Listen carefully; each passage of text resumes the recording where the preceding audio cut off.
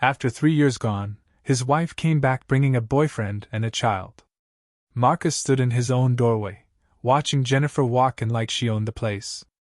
Her new boyfriend carrying suitcases, a little girl holding onto her leg. 3 years of quiet, 3 years of building his life back up, and she acted like she just got home from a trip. The nerve of it burned inside him as she pointed to rooms, making demands about space, what she wanted, what was fair. But Marcus didn't yell. He didn't argue. He watched, remembering every word, every move she made. Because during those 3 years, he'd learned something important.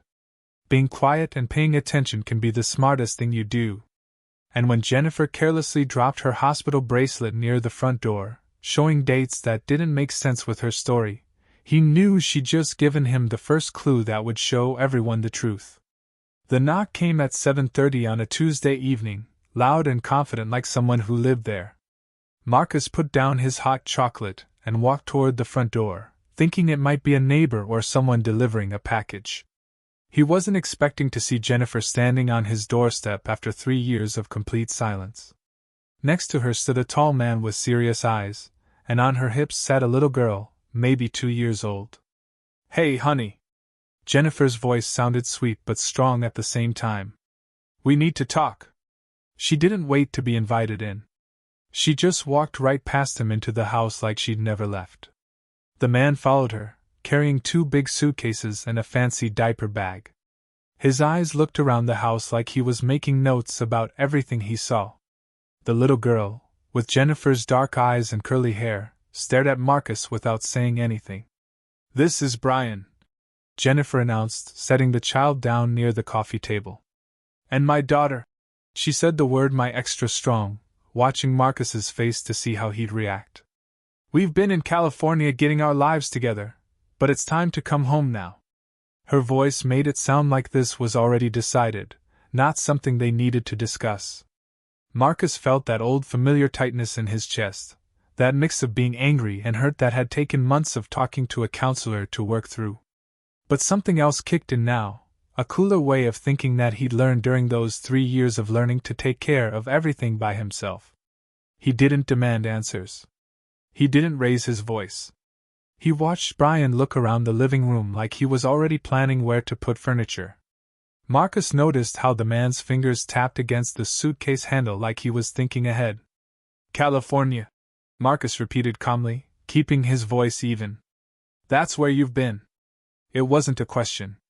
He'd stopped asking questions about where Jennifer was after the first year of paying people to try to find her. People who found nothing. "That's right," Brian spoke for the first time. His voice carried a bossy tone that felt like a challenge. "Jennifer needed space to heal, to figure out what she really wanted. Now she knows." He set the suitcases down hard, the sound echoing through the hallway. "She wants to make this work for everyone's sake," Brian continued. Jennifer walked through the living room like it was weird how familiar everything seemed to her. She straightened picture frames and fixed the pillows on the couch like she was taking back territory. "Emma needs stability," she said, lifting the little girl onto the sofa. "She needs a real home, not some temporary apartment. This is her home too now." The way she said it made it clear, Marcus's house wasn't just his house anymore. "The master bedroom should work for me and Emma," Jennifer continued. Her tone was casual but firm. "Brian can take the guest room for now until we figure out a better arrangement. You've got that little office space upstairs, right? That might be more comfortable for you, anyway." She was already reorganizing his life, making decisions about his own house without even asking him. Marcus felt Brian's eyes on him, measuring his reaction, waiting for him to explode the way most people would. But Marcus had learned patience in ways he never expected. 3 years of rebuilding his life from nothing had taught him that getting angry too quickly was something he couldn't afford to do. Instead, he watched Jennifer move through his carefully organized life like a tornado with a smile. He made mental notes of every assumption she made, every line she crossed. "Daddy's house is big," Emma announced suddenly. Her small voice cut through the tension in the room. Brian's jaw got tight for just a second, and Jennifer shot him a quick glance that most people would miss. But Marcus caught it, That flash of silent communication between them that showed they'd been planning this, talking about this exact moment in private. "That's right, baby," Jennifer said smoothly, though her voice sounded a tiny bit strained. "This is a big house with room for everyone." She moved toward the kitchen, opening cabinets like she knew exactly where everything was kept.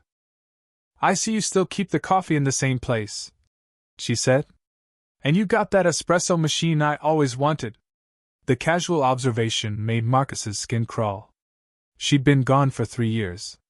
No calls, no texts, no address where he could reach her. Yet she talked like she'd been here yesterday. But what really caught his attention was the small plastic hospital bracelet that had fallen from her purse when she set it down near the front door. The white band with printed information on it lay half hidden under the entry table, seemingly forgotten as she confidently took over his space. Brian began moving the suitcases toward the stairs.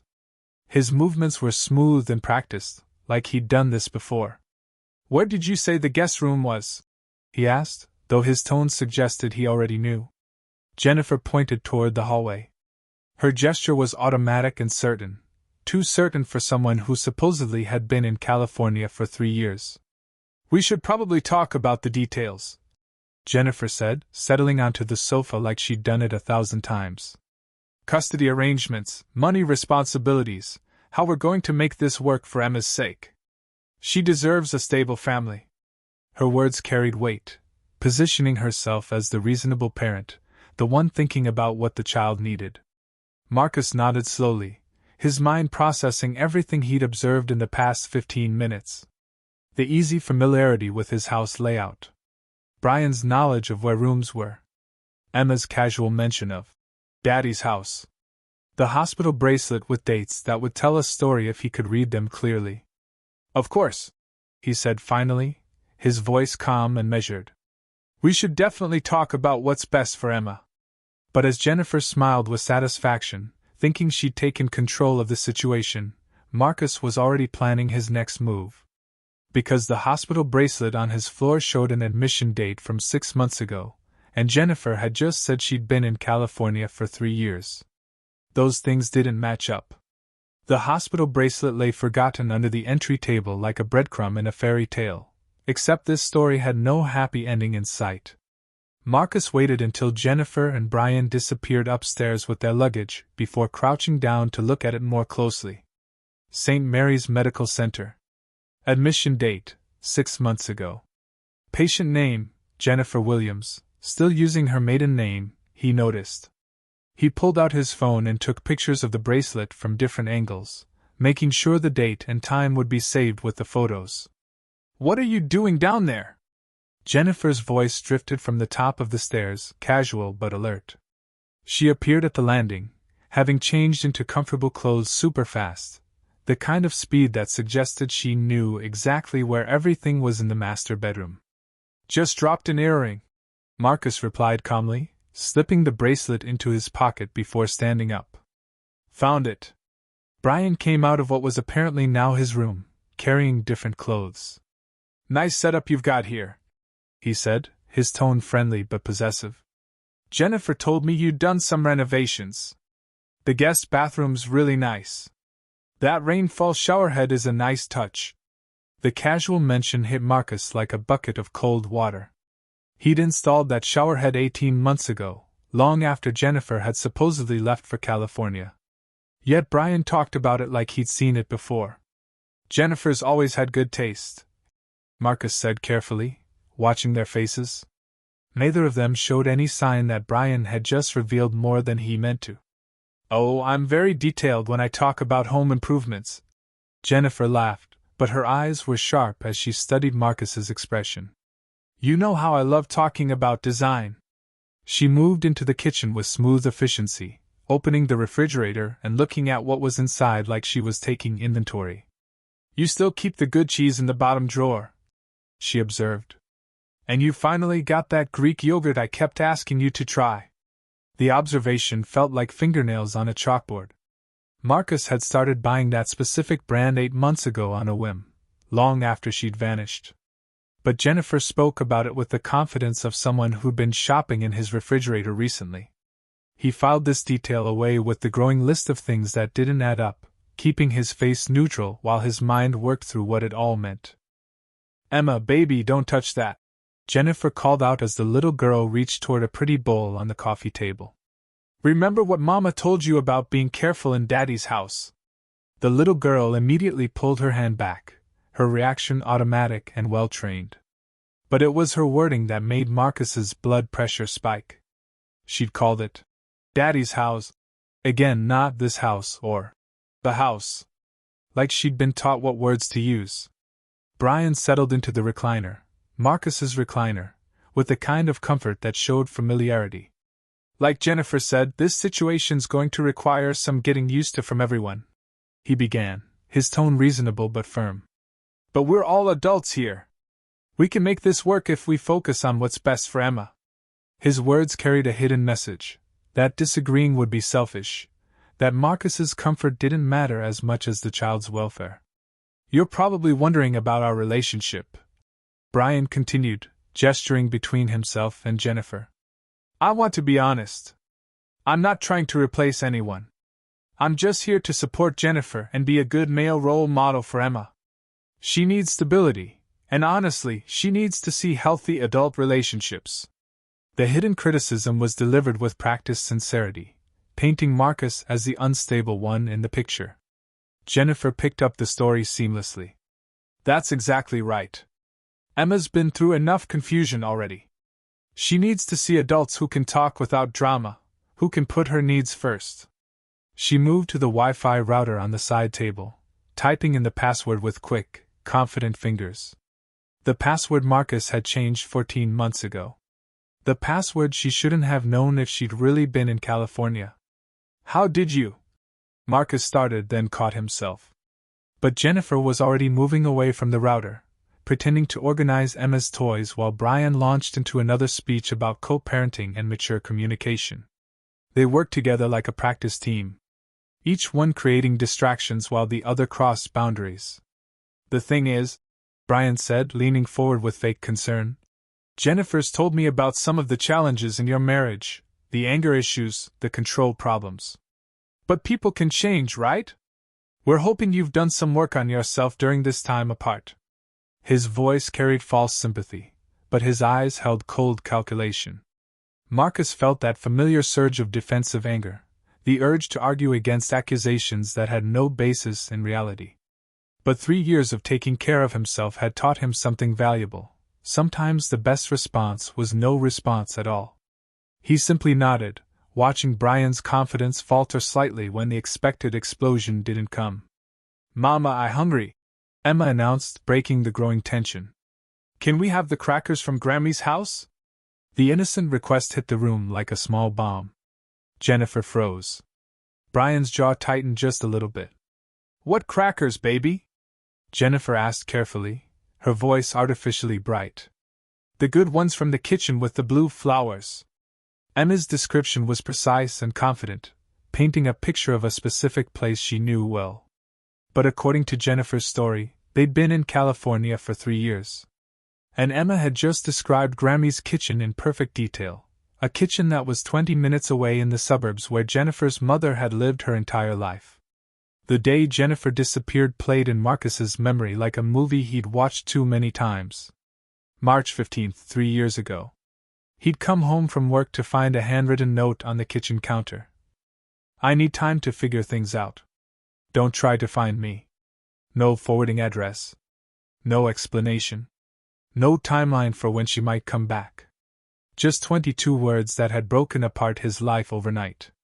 The first month had been the hardest. He'd filed a missing person report with the police. He'd hired a private investigator, someone who searches for people for a living. He'd contacted every friend and family member who might have information. Jennifer's mother had sworn she didn't know where her daughter had gone, tears streaming down her face as she begged Marcus to call if he heard anything. Her sister had been equally confused and worried. The investigation had turned up nothing but dead ends and empty leads. By the 6th month, reality had set in with brutal clarity. The mortgage payments, the money he had to pay the bank each month for the house, were his responsibility alone now. The budget they'd built their life around, planned for 2 people earning money, became impossible. Marcus had sold his car. He'd cancelled subscriptions to things he didn't absolutely need. He'd eaten rice and beans for weeks at a time to keep the house. He'd taken on extra freelance work in the evenings, working from home after his regular job, sacrificing sleep and time with friends to maintain the house payments that had once been manageable for 2 people earning money. The emotional toll had been worse than the financial strain. Friends treated him with careful sympathy at first, then growing discomfort as months stretched into years with no resolution. Some suggested he move on, start dating, accept that Jennifer was gone for good. Others whispered theories about what might have really happened, everything from affairs to breakdowns to elaborate escapes. Marcus had endured every theory, every piece of well-meaning advice, every pitying look that said he was the man whose wife had simply vanished. Now, watching Jennifer move through his carefully rebuilt life with casual entitlement, those memories felt like someone else's nightmare. She examined the mail on the side table with proprietary interest, sorting through bills and advertisements like she was resuming an interrupted routine. "You're still with the same electric company," she observed. "I always said we should switch to that green energy program. Things change when you're managing everything alone," Marcus said quietly. The comment was meant to remind her of the 3 years of abandonment, but Jennifer responded with a dismissive wave. "Well, that's over now. We're going to handle things as a family from here on out." She opened a credit card statement without asking permission, scanning the charges with familiarity that made Marcus's skin crawl. "You've been eating out a lot. That's not healthy, especially with Emma in the house now. We'll need to establish better routines." Brian emerged from the kitchen with a beer, Marcus's beer from Marcus's refrigerator, and settled back into the recliner like he was claiming permanent residence. "Jennifer's right about routines," he said. "Kids need structure, predictability. It's going to be an adjustment for everyone, but we'll figure it out." His tone carried the authority of someone making executive decisions about other people's lives. "Of course, there are legal things to consider," Jennifer continued, pulling out a folder from her oversized purse. "Property arrangements, parental responsibilities, financial obligations. I've been doing research on spousal rights, custody guidelines, that kind of thing." She spread papers across the coffee table with practiced efficiency, each document bearing official letterheads and legal terminology. "I want everything to be fair and above board," she said. Marcus glanced at the papers without touching them, noting dates and signatures that would require closer examination later. But what caught his attention was a bank statement that had slipped from the folder, showing transactions from a local branch dated 18 months ago, the same time period when Jennifer was supposedly 3,000 miles away in California. "These look very thorough," Marcus said carefully, not reaching for the documents. "You must have spent a lot of time preparing them." "I've always been thorough about important things," Jennifer replied, gathering the papers with quick, nervous movements. "That's what responsible parents do. They plan ahead. They think about consequences." Her tone carried a subtle scolding, as if Marcus's surprise at their arrival proved his lack of preparation. Emma wandered over to the bookshelf, running her small fingers along the book spines with obvious familiarity. "Where's the picture book with the puppies?" she asked, her voice carrying the expectation of someone who knew exactly where things should be. "The one from the bottom shelf?" Jennifer's face went carefully blank. "What picture book, baby?" "The blue one with the dogs playing in the park. It was right here." Emma pointed to a specific spot on the bottom shelf with startling precision. "Next to the grown-up books with the black covers." Brian cleared his throat. "Kids remember funny things sometimes," he said. "Probably saw something similar at the library." But Marcus remembered that book. He donated it to charity 14 months ago during one of his cleaning sessions, trying to get rid of reminders of the life he'd lost. Emma was describing its exact location on his bookshelf with the accuracy of someone who'd seen it there recently, someone who'd been in this house, in this room, long after Jennifer had supposedly left for California. "Memory's a funny thing with little kids," Jennifer said quickly, lifting Emma away from the bookshelf. "They mix up places they've been, stories they've heard. Right, baby? But Emma's next words cut through the explanation like a knife. Grammy showed me that book when we came to see the house with the yellow flowers. Her voice was matter-of-fact, describing a memory that was clearly real to her. She said we had to be very quiet so no one would know we were here. The room went silent except for the hum of the refrigerator and the distant sound of evening traffic. Brian's beer bottle paused halfway to his lips. Jennifer's breathing became carefully controlled. And Marcus realized that his wife had just been exposed by the innocent honesty of a 2-year-old who didn't understand the adult's game of lies. Living with Jennifer and Brian felt like watching strangers take over his home while pretending it was a happy family reunion. By the second morning, they'd established routines that pushed Marcus to the edges of his own life. Jennifer took over the master bathroom during the busiest hours, her toiletries spreading across the counter like she was marking her territory. Brian claimed the kitchen table for his laptop setup, making phone calls with the casual authority of someone who'd been working from this space for months, not days. "Morning, babe," Jennifer called from the kitchen as Marcus came downstairs for coffee. She was already dressed in business clothes, her hair styled with the kind of precision that required serious mirror time. "I made extra coffee. Thought you might need it since you were up late last night." Her tone carried false concern, but her eyes showed she'd been monitoring his sleep patterns, noting his movements through the house. Brian sat at the table with financial documents spread before him, occasionally glancing at Marcus with the measured look of someone cataloging weaknesses. "We should probably talk about household expenses," he said without looking up from his papers. "Now that we're all here, it makes sense to split costs more fairly. Jennifer's been carrying a lot of financial responsibility during your separation." The audacity was breathtaking. Marcus had carried every expense alone for 3 years while Jennifer vanished without explanation. Yet Brian spoke as if the financial burden had somehow been reversed. "I've managed fine on my own," Marcus replied evenly, pouring coffee from the pot Jennifer had made with his beans, in his kitchen, using his utilities. "Of course you have," Jennifer said quickly, her tone soothing but condescending. "But that was survival mode, not really living. Now we can do better. Create a real home environment for Emma." She moved around the kitchen with practiced efficiency, preparing breakfast with groceries she'd somehow acquired without anyone seeing her shop.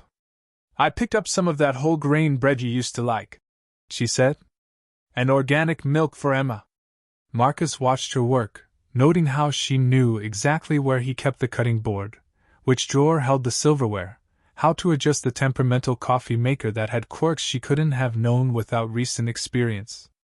Every movement revealed familiarity that contradicted her California story. "Mama, can I watch cartoons?" Emma appeared in the kitchen doorway, rubbing sleep from her eyes. She wore pajamas that looked expensive and well-fitted, the ones with the talking animals. "Of course, baby. You know where the remote is, right?" Jennifer's response was automatic. Then she caught herself.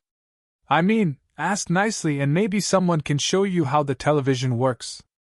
But Emma was already moving toward the living room with confident purpose, heading straight for the entertainment center where the remote rested in its charging dock.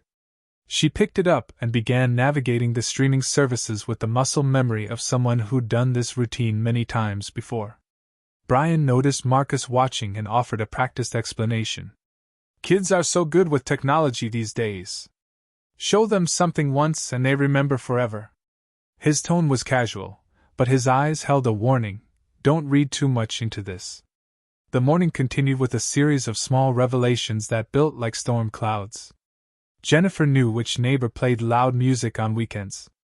Brian mentioned the mail carrier's schedule with specific accuracy. Emma asked about the nice lady next door with the cat, using details that could only come from direct observation.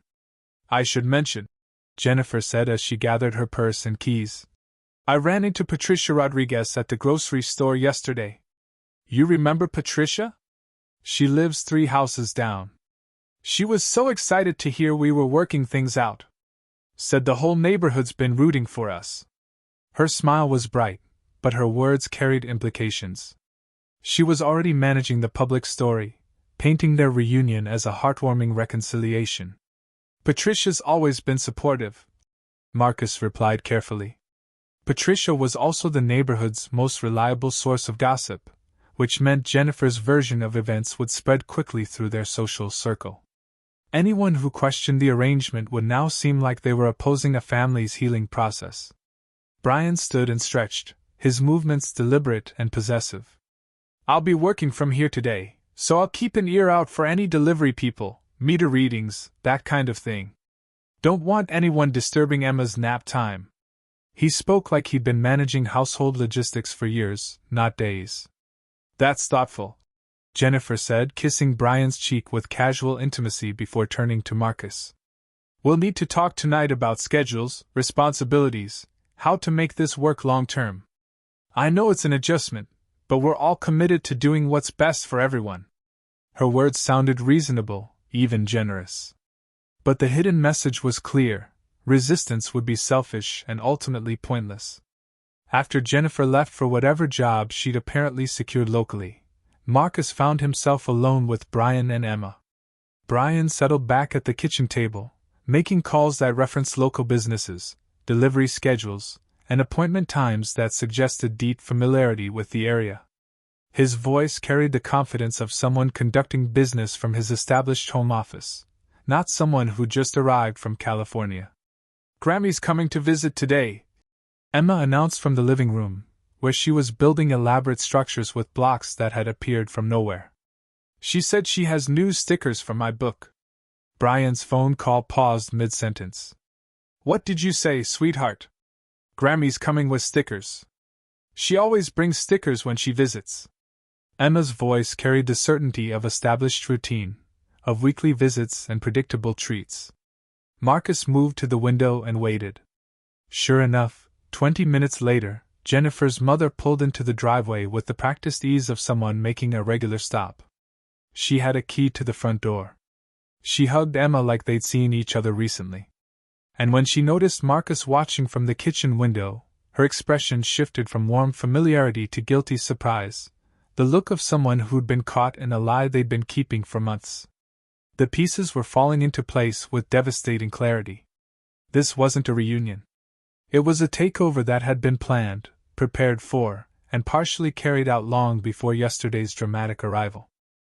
And now Marcus understood why Brian had seemed so comfortable, why Jennifer knew his updated routines, and why Emma spoke about his house like a place she visited regularly.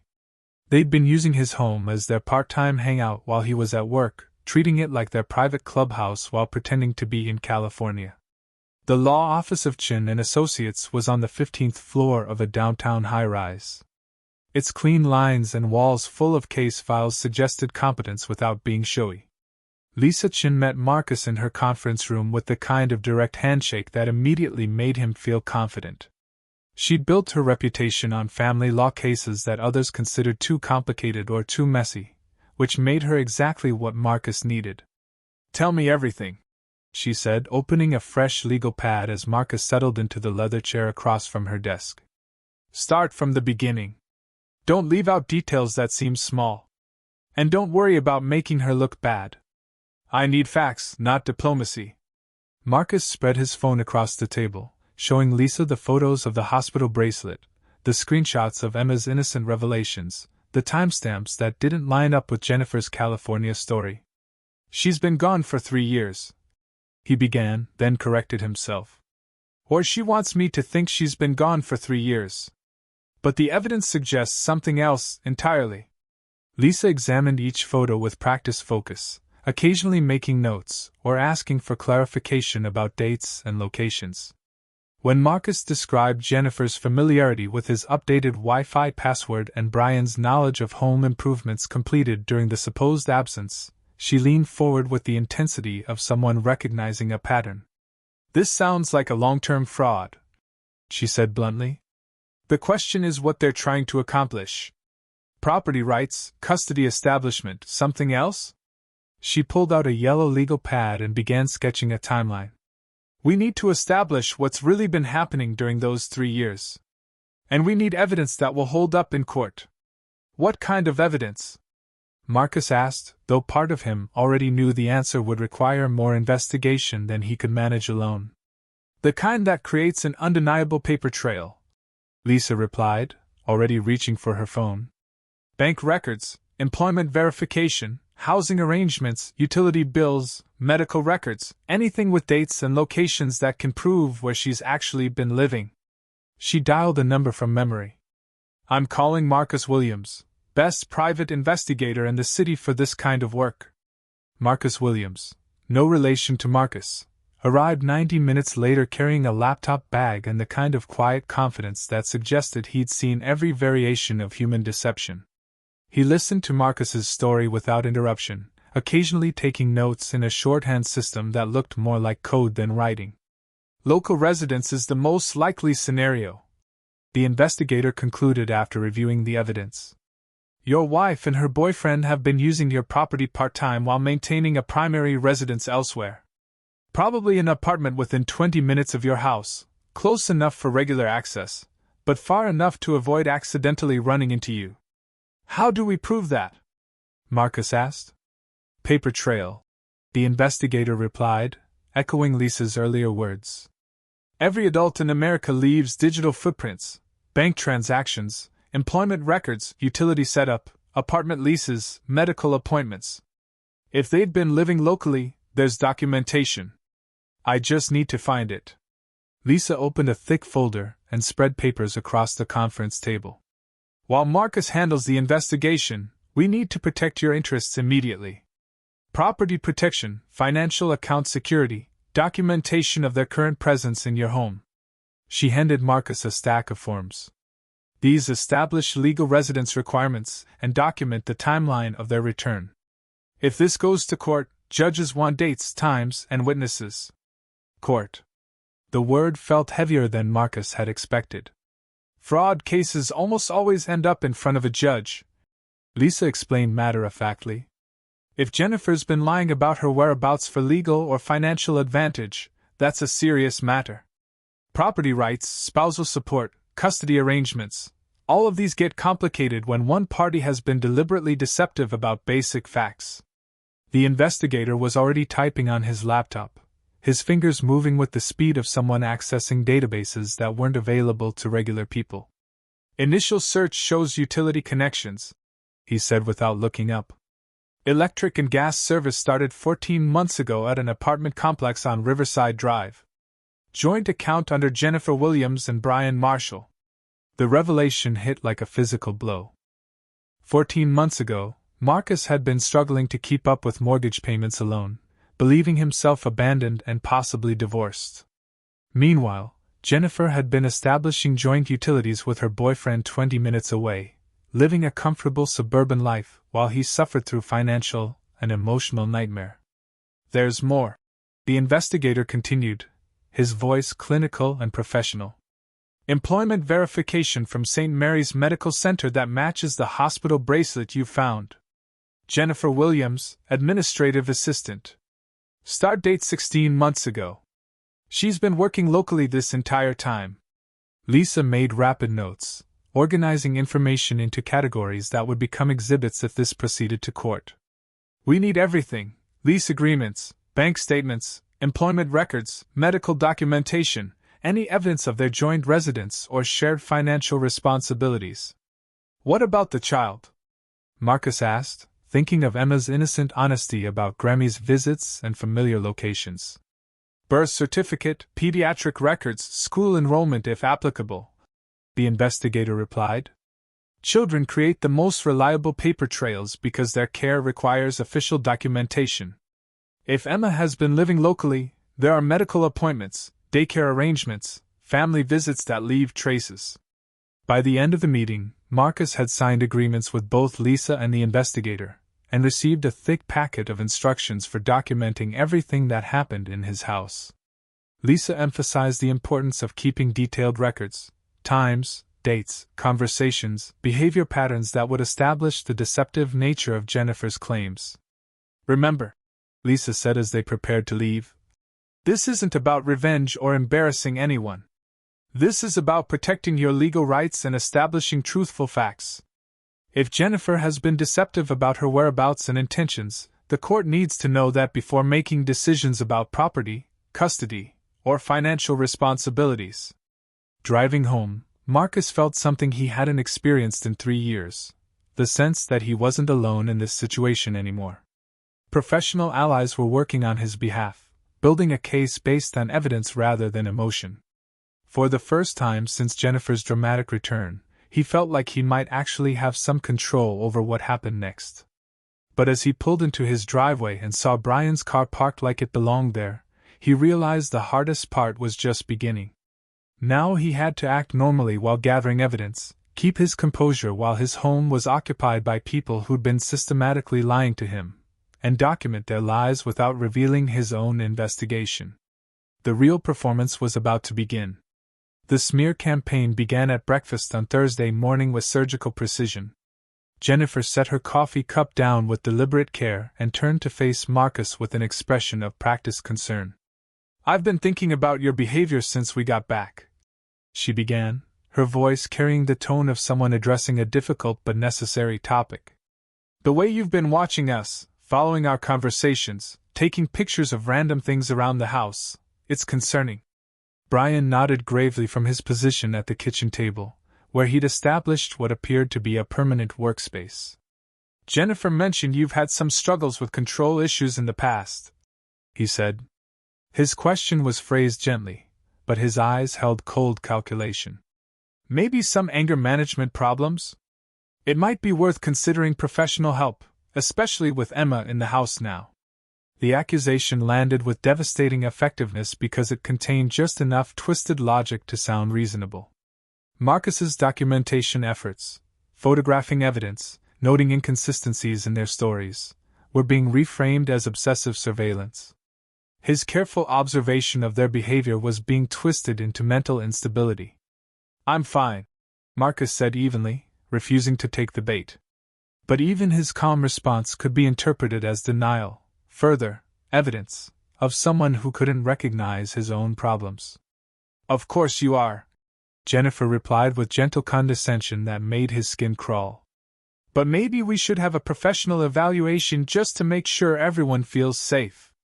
Emma's been through enough instability already." Her words carried the hidden threat that his resistance would be seen as putting a child at risk. By afternoon, the story had spread beyond the house. Mrs. Patterson from next door stopped by with a casserole and carefully worded questions about how everyone was adjusting. Her concerned glances and gentle probing made it clear that Jennifer had been sharing edited versions of their situation, painting herself as a woman trying to rebuild her family despite her ex-husband's difficulties. "Jennifer mentioned you've been under a lot of stress," Mrs. Patterson said with well-meaning sympathy. "It's understandable, especially when there are underlying issues to work through." Her kindness felt like salt in an open wound because Marcus could see how reasonable Jennifer's story must sound to outsiders. A woman returning home to find her ex-husband struggling with their reunion. Brian escalated the psychological pressure with phone calls that Marcus could hear from the next room. "Yeah, it's a difficult situation," he said in a voice loud enough to carry. "Jennifer's trying to be patient, but there are some red flags we can't ignore, especially with a child involved." The conversations were clearly performed for Marcus's benefit, designed to create anxiety about social services intervention or professional evaluation. The most devastating blow came when Emma innocently became part of their strategy. Jennifer began coaching her daughter with subtle but effective techniques, asking leading questions about feeling safe and comfortable in ways that would sound alarming if repeated to the wrong person. "Tell Mama how you feel when people take pictures without asking," Jennifer prompted gently during their afternoon snack time. "Remember what we talked about? People should ask permission before they take pictures of little girls." Emma nodded seriously, clearly wanting to please the adults around her but confused about the complexities of the situation. "Taking pictures without asking isn't nice," she repeated dutifully, though her tone suggested she didn't fully understand why this had suddenly become important. Marcus felt trapped between protecting himself and protecting Emma from being used as a weapon in adult conflicts. Every interaction with the child now carried potential for misinterpretation. Every photograph or documentation effort could be twisted into evidence of inappropriate behavior. But it was Emma herself who provided the most damaging revelation, completely by accident. During dinner preparation, she pulled out a coloring book and asked Jennifer for the special crayons from Dr. Sarah's office. The request seemed innocent until Jennifer's face went carefully blank. "What crayons, baby?" Jennifer asked with forced casualness. "The ones with the sparkles. From when we go see Dr. Sarah for my checkups. She lets me keep them." Emma's explanation was matter-of-fact, describing a routine that clearly happened regularly. "Dr. Sarah has the big fish tank with the blue fish." Brian moved quickly to distract Emma with other activities, but not before Marcus caught the exchange. A local pediatrician named Dr. Sarah. Regular checkups. Familiar crayons. More evidence that Emma had been receiving medical care locally while Jennifer maintained the fiction of California residence. "Emma gets confused sometimes," Brian explained smoothly. "Kids mix up doctors' offices they visited. All pediatric offices look the same to them: fish tanks, coloring supplies, that kind of thing." But Marcus had seen Jennifer's panic in the moment before she regained control. This wasn't confusion. This was a child describing her real medical care provided by a local doctor who would have records, appointment histories, and documentation that would prove Emma had been a patient for months or possibly years. That evening, as Jennifer put Emma to bed with what appeared to be an established routine, Marcus realized how completely he'd been outmaneuvered. They weren't just living in his house. They were building a case against him while using his own home as their base of operations. Every day he allowed this to continue gave them more opportunities to establish residency, create witnesses to his instability, and position themselves as the reasonable parties trying to make an impossible situation work. The psychological warfare was methodical and effective. By bedtime, Marcus felt like a stranger in his own life, questioning his own perceptions and wondering if observers would see a man defending his rights or a troubled individual unable to accept his ex-wife's attempts at reconciliation. But he also had something Jennifer didn't know about: professional allies who were building their own case based on hard evidence rather than manipulated stories. The question was whether the investigator and Lisa could work faster than Jennifer and Brian could destroy his credibility. Tomorrow would bring new challenges. But tonight brought one crucial piece of evidence. Somewhere in the city, Dr. Sarah had medical records that would prove Emma's real residence history. And medical records didn't lie the way people did. The process server arrived at 8:15 on Monday morning, dressed in a crisp suit and carrying a leather portfolio that commanded immediate attention. Marcus opened the door to find Robert Chin, Lisa's brother and someone experienced in difficult delivery situations, holding official documents that would change everything. "Good morning, sir. I have legal papers for Jennifer Williams and Brian Marshall." His voice carried professional authority that cut through morning pleasantries and announced that serious business had arrived. Jennifer appeared at the top of the stairs, still in her robe. Her face shifted from sleepy confusion to sharp alarm as she recognized the formal nature of the situation. "What's going on?" she called down, her voice tight with the kind of tension that came from knowing this moment would eventually arrive. "Ma'am, you've been served," Robert said, extending the papers with practiced efficiency. "These are legal documents regarding property rights, fraud investigation, and custody clarification. You have 30 days to respond to legal counsel." He handed identical packets to both Jennifer and Brian, who had emerged from the kitchen with coffee still in hand. Brian's reaction was immediate and telling. Instead of confusion or surprise, his face showed the specific kind of panic that came from having planned for this possibility. "This is harassment," he said, but his voice lacked conviction. "We just got here. We're trying to work things out as a family.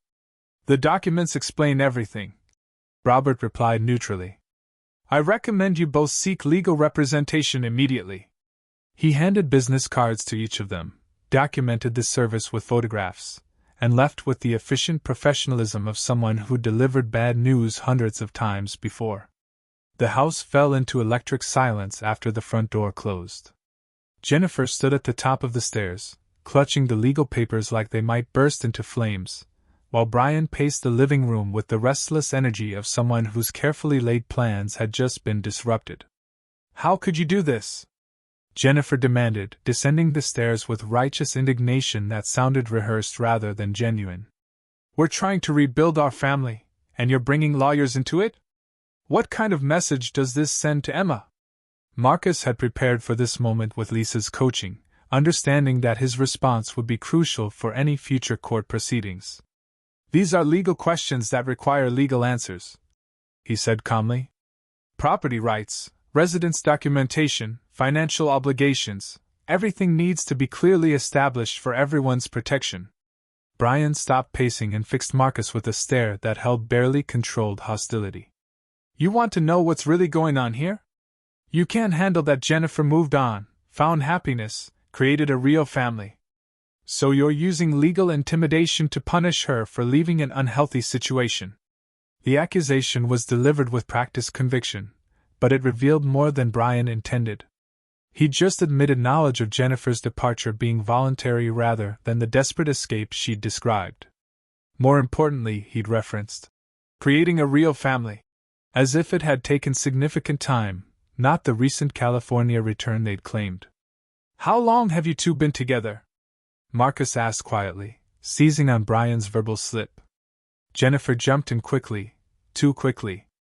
"That's not relevant. What matters is that we're here now, trying to do what's best for Emma." But her intervention only highlighted the question she was avoiding. Brian's phone rang, providing a momentary distraction that he grabbed desperately. But as he answered, his conversation revealed another crucial mistake. "Yeah, we got served this morning. I told you this might happen. No, we can't just leave now. That would look like we're running. The lease situation is complicated."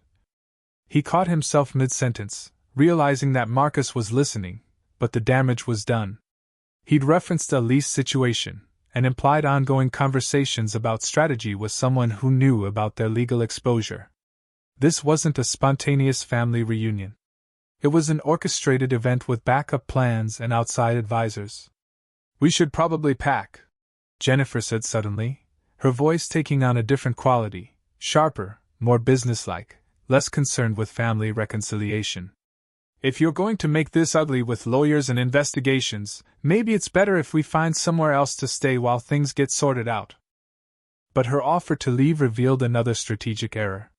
Someone genuinely interested in reconciliation would fight to stay, would demand mediation or counseling before accepting separation. Jennifer's quick pivot to departure suggested she'd gotten what she came for and now wanted to minimize exposure to legal scrutiny. "Actually," Brian added, setting down his phone with grim determination, "maybe we should speed up our timeline. There's no point trying to work with someone who's more interested in legal warfare than family healing." Timeline. The word hung in the air like an admission of guilt. People planning spontaneous family reunions didn't have timelines. They had hopes, expectations, maybe concerns about adjustment periods. But timelines implied schedules, deadlines, and coordinated objectives that had nothing to do with emotional reconciliation. "What timeline?" Marcus asked directly, maintaining the calm tone that Lisa had coached him to use regardless of provocation. Jennifer shot Brian a warning look, but he was already in damage control mode. "Just things we need to handle. Work schedules, apartment arrangements, Emma's transition needs, normal family logistics." His explanation was smooth but unconvincing because it implied they'd been planning this reunion with the kind of detail that contradicted their story of emotional decision-making. By afternoon, the investigator had texted with updates that transformed the morning's confrontation into devastating evidence. The lease Brian had referenced on his phone call was real, a 14-month commitment at Riverside Gardens Apartments, jointly signed by Jennifer Williams and Brian Marshall. The employment verification from St. Mary's Medical Center showed Jennifer had requested vacation time for family matters. That corresponded exactly with their arrival at Marcus's house. Most damning of all, pediatric records from Dr. Sarah Martinez showed Emma Williams as a patient for 18 months, with regular checkups, vaccinations, and development monitoring that proved continuous local residence. The medical records included emergency contact information listing both Jennifer and Brian at the Riverside Gardens address. The timeline was becoming unavoidable. While Marcus struggled to maintain mortgage payments and wondered if his wife was alive, Jennifer had been building a complete life 20 minutes away, with employment, housing, medical care, and family routines. The 3-year abandonment was fiction. The California story was fabrication. The surprise reunion was actually the final phase of a long-term plan to claim property rights through fraudulent means. That evening, as Jennifer and Brian made phone calls behind closed doors and packed belongings with urgent efficiency, Marcus realized they were no longer trying to maintain their cover story. The legal papers had forced them into retreat mode, but their hasty departure would only strengthen the fraud case Lisa was building. Tomorrow would bring court dates, documentation requirements, and formal proceedings. But tonight brought the satisfaction of watching 3 years of deception crumble under the weight of evidence they'd never expected to face. The family court hearing began at 9 o'clock sharp on a crisp Tuesday morning, Judge Patricia Williams presiding over a courtroom that felt more like a surgical theater than a place of emotional drama. Lisa Chen had prepared Marcus for the clinical nature of fraud proceedings. Evidence would be presented systematically. Timelines would be established chronologically. And emotions would be secondary to documented facts. Jennifer sat at the defendant's table with her hastily retained attorney, David Park, whose expression suggested he'd been handed a case with more problems than solutions. Brian occupied the gallery, no longer the confident presence who'd claimed space in Marcus's living room, but a man whose casual entitlement had evaporated under legal scrutiny. "Your Honor," Lisa began, standing at the plaintiff's table with a stack of labeled exhibits that represented weeks of investigative work. "This case involves systematic fraud designed to manipulate property rights through false claims of abandonment and reconciliation. The evidence will show that Miss Williams never left the local area, maintained continuous residence with Mr. Marshall, and orchestrated her return to claim assets she had no legal right to possess." Judge Williams nodded for Lisa to proceed, and the presentation began with devastating methodical precision. Exhibit A, hospital bracelet dated 6 months ago, contradicting Miss Williams's claim of 3-year California residence. The plastic band was photographed from multiple angles, its timestamp and location data projected onto the courtroom screen with undeniable clarity. Exhibit B, lease agreement for Riverside Gardens Apartments, jointly signed by Miss Williams and Mr. Marshall 14 months ago. The document filled the screen, showing signatures, addresses, and financial commitments that proved local residence during the claimed abandonment period. Monthly rent payments drawn from joint bank accounts, utility connections, and parking assignments, all documenting continuous local occupancy. David Park attempted an objection based on relevance, but Judge Williams overruled immediately. Property fraud cases required establishing intent and opportunity, which meant documenting the defendant's true circumstances during the alleged abandonment. Exhibit C, employment verification from St. Mary's Medical Center, showing Miss Williams worked as administrative assistant for 16 months during the same period she claimed California residence. The personnel records were comprehensive: hire date, salary information, supervisor evaluations, and vacation requests that corresponded exactly with her dramatic return to Marcus's house. Jennifer's face remained carefully composed, but Marcus could see the tension in her shoulders as each exhibit destroyed another piece of her fabricated story. Her attorney whispered urgently, probably advising her about possible plea deals and damage control strategies. Exhibit D, banking records showing automated teller transactions at local branches throughout the alleged abandonment period. The financial trail was extensive: grocery stores, gas stations, pharmacies, all within a 20-mile radius of both the Riverside apartment and Marcus's house. These transactions prove continuous local presence and contradict all claims of California residence.